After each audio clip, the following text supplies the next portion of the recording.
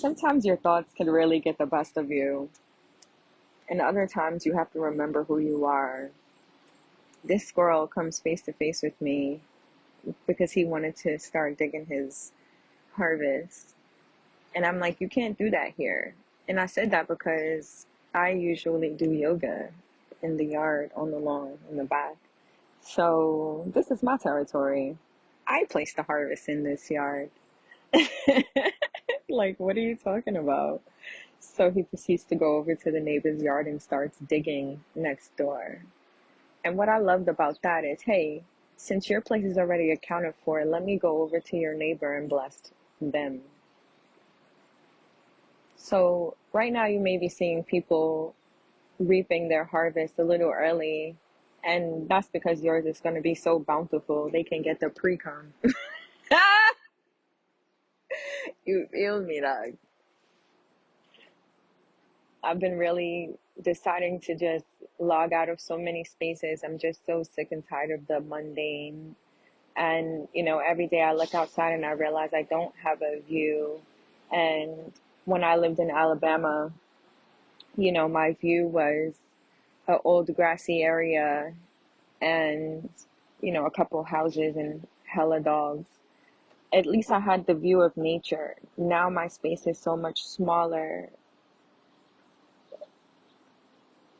My view is brick buildings and high walls when I'm on a level concrete field.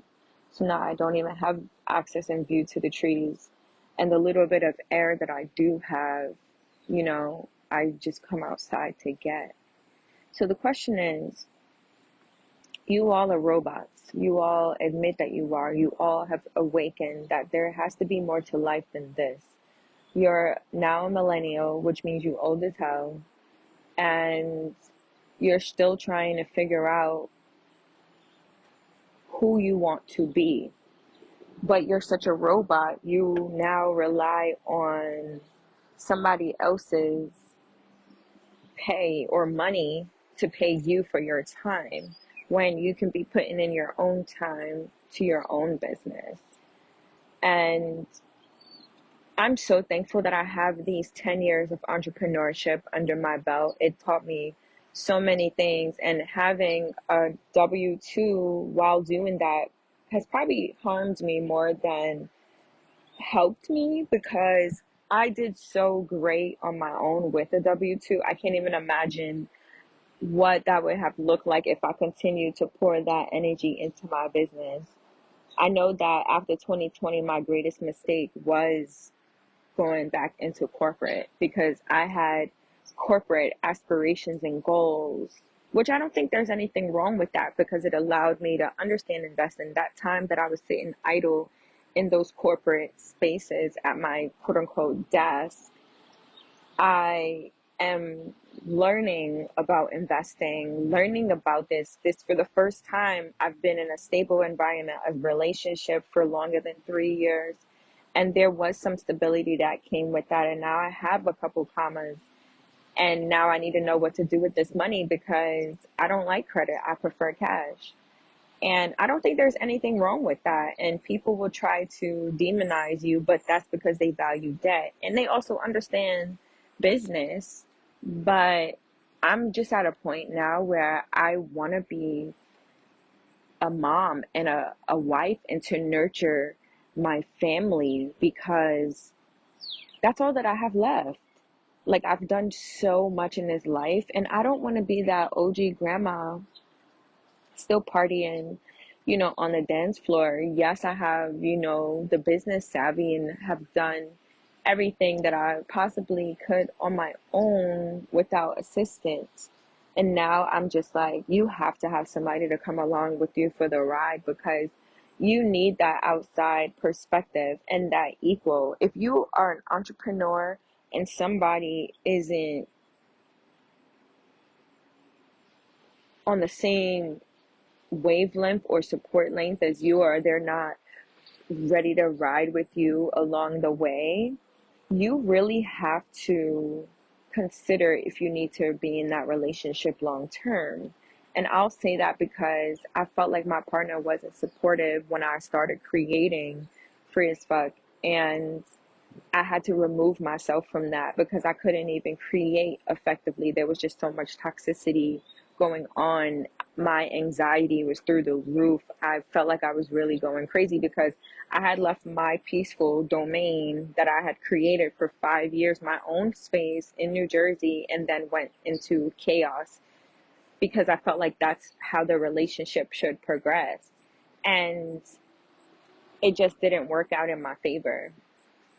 And I'm okay with admitting that.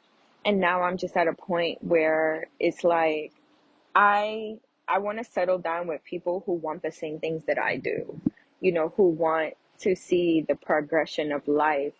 Um, and and it's really about building wealth. You know what I mean? It's really about building wealth. While I understand that we should just like enjoy life's moments and fuck off the cash, you know, legacy is important. A lot of people who could spit facts about their family and their ancestry have a different kind of power because they know where they come from and they act like it, and they've tapped into the ancestry power that is in their bloodline that allows them to be wiser, smarter leaders, natural born hustlers, go-getters, the light in the room, the stand out, the one who do weird shit, those shit who want to be flossy one day and then now I'm thugging it in sweats the next. Like, I like that I can be both bougie and humble. I've been watching The Fresh Prince of Bel-Air all over again, and I've never paid so much attention to Hillary's character until I realized that I always liked her because she always was fashionable, and I liked that they allowed her to be the bougie rich auntie, and she was hustling her pops. I need $300. I need to buy a new dress. I never did that stuff with my parents, like never. I rarely asked for things because I know that they were struggling, but they, provided a great life for me, and they made holidays special. But once my dad became a Jehovah's Witness, I just wasn't interested in holidays after like 7 years old. And my mom still, did the Christmas tree thing, but I was full on Jehovah's Witness at my dad's house. So, I really had to have this on and off switch. And I think that comes with its own, you should really dissect children who, excuse me, study children who have lived in divided households where one religion is studied and then another lifestyle is completely discouraged, but yet have to be lived as a child. So, Monday through Friday, I'm at my mom's house in Jersey, in Bougieville. Wherever we lived, it was always low key bougie. And once we left the projects, and now my mom is working 365, but I also have access to better education, new friends, rich friends, because everyone that I hung out with had like $1 million properties. Kids drove luxury cars to high school.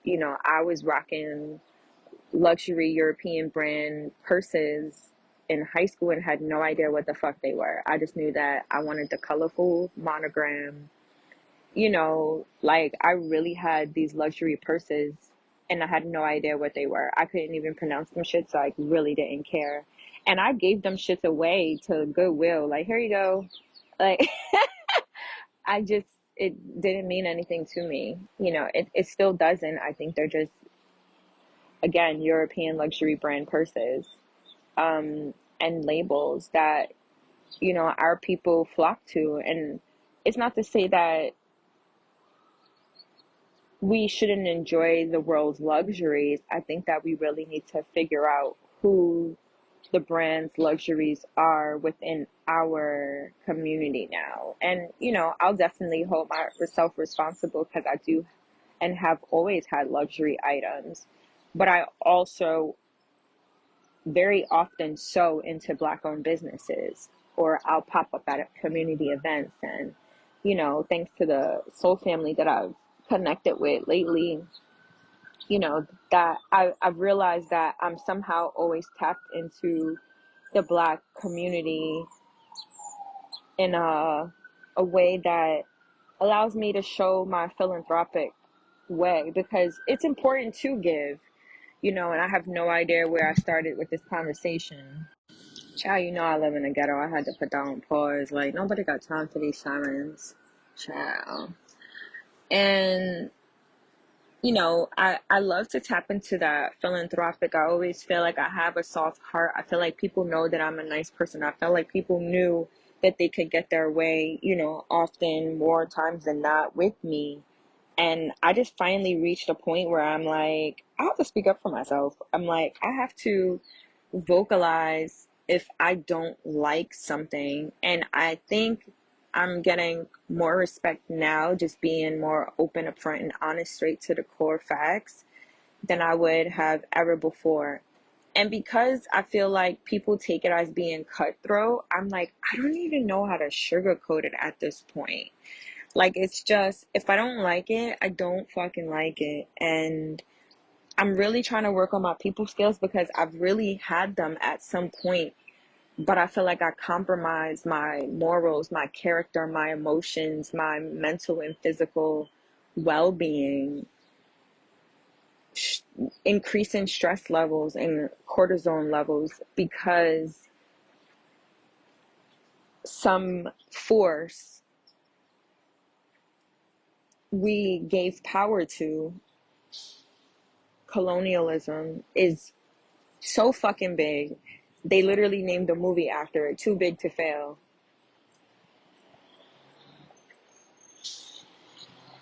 The Ghetto Child. And it's like, when you're too big to fail, the only way you can fail is if people stop buying into your shit show. And I think that we're about to see that happen. This shit really about to be full on fucking anarchy, bro. Like, my only concern is like, will I be protected?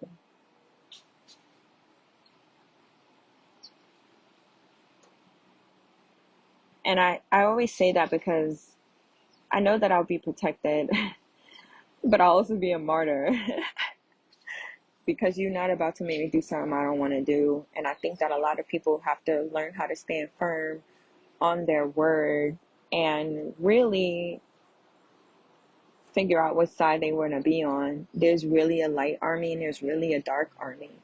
And there are some people who naturally have the light. There are some people who naturally come with their own big boss energy, and it's so clear and it's evident because the atmosphere changes when they come into a room. There's plenty of times I've had like a vibe pop, in rooms that were dull when I first got there.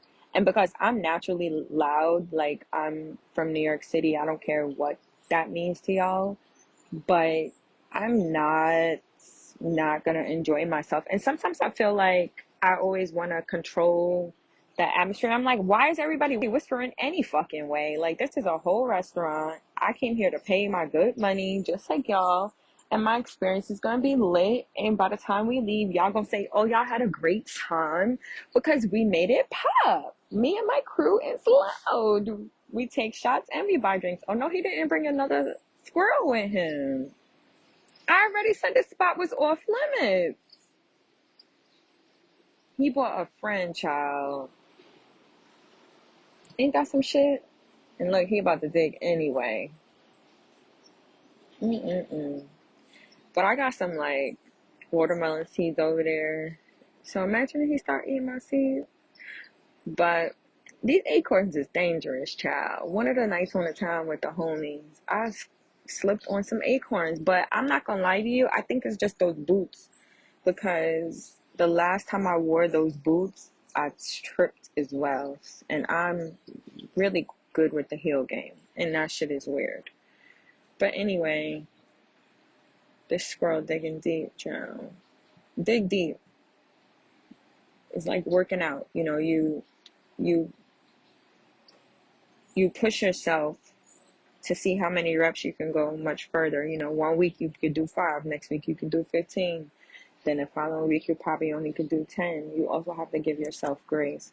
So while it feels like quarter season, this is the last, run, I'm exhausted. I'm literally exhausted and I need a trip to Jamaica, like right now. And at the same time, I'm really just trying to thrive and vibe and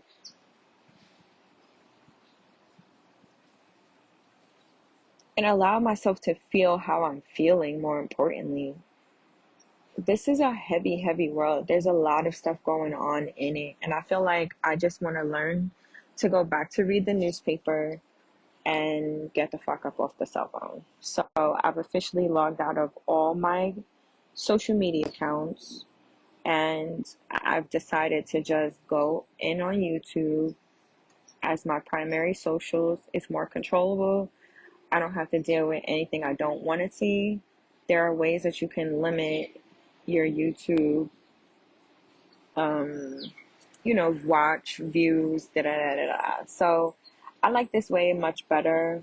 I just need to shut out the world for a little while. It's just way too loud right now. And my little baby imp itself living in the northern states cannot handle that. If I was in the south, probably, because I would just go outside and meditate. But child, not having no sun, couple days on end, mm-mm, mm-mm. Anyway, y'all want an oracle reading? Hit me up. Let me know. freeasfuckuniversity.com. You hear this, man?